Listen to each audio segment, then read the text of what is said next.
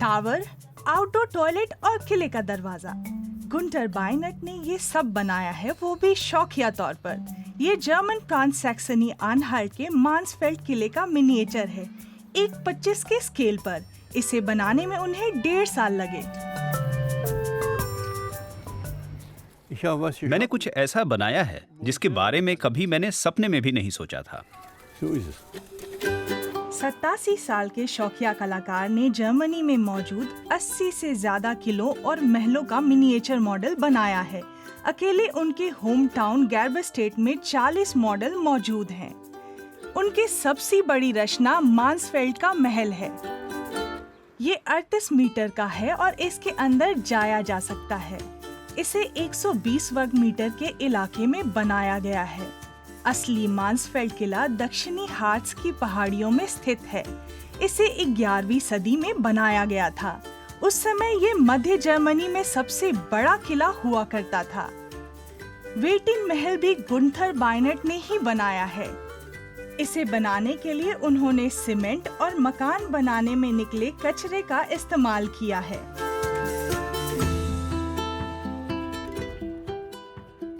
ये छतों के पुराने खपड़े हैं जिन्हें मैंने पहले छोटे छोटे टुकड़ों में तोड़ा और फिर उन्हें जोड़ा। हर टुकड़े को चिमटे की मदद से जोड़ा गया है, तकनीक की मदद से नहीं, सब कुछ हाथ से। इस तरह उन्होंने हजारों छोटी छोटी ईंटें बनाई। गुंटर बाइनट ने राजमिस्त्री का प्रशिक्षण लिया था। उनकी रचनाएं उन कलेक्टर तस्वीरों पर आधारित हैं जो 1930 और 40 के दशक में सिगरेट के पैकेट के साथ बांटी जाती थीं।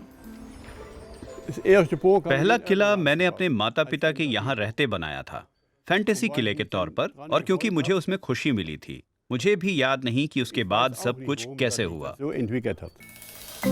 1940 में गुंटर बाइनट ने किले बनाना शुरू किया और उसके बाद तो ठहरने का नाम ही नहीं लिया।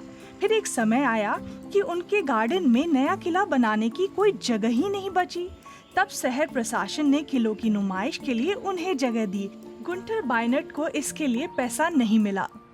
मैं ये किले लोगों के लिए बनाता हूँ, खासकर बच्चों के लिए। मैं उन्हें खुश करना चाहता हूँ और अगर वो खुश हों तो वही मेरा इनाम है। मुझे और कुछ नहीं चाहिए। गुंटर बाइनट अपने आप में एक करिश्मा है। उन्होंने न सिर्फ किले बनाए हैं बल्कि रेलगाड़ियों के इंजन भी, और उसमें उन्होंने हर छोटी से छोटी बात का ध्यान रखा है। उनके मॉडल गैर्बस्टेट के पुराने रेलवे स्टेशन के परिसर में रखे हैं। उनमें दुनिया का सबसे बड़ा लोकोमोटिव भी है जिसका नाम है बिग बॉय। अजीब ये है कि मैंने कभी रेलवे में नौकरी नहीं की है और मुझे लोकोमोटिव के बारे में कुछ भी पता नहीं था। लेकिन मेरा एक दोस्त था सांगरहाउजन का, उसने मुझे तस्वीरें लाकर दी और रेल इंजन ने मुझे रोमांचित कर दिया। इस तरह यहाँ 40-42 रेल इंजनों ने आकार ले लिया। गुंटर बाइनट के मॉडल गैर्बस्टेट के प्रमुख आकर्षण बन गए हैं।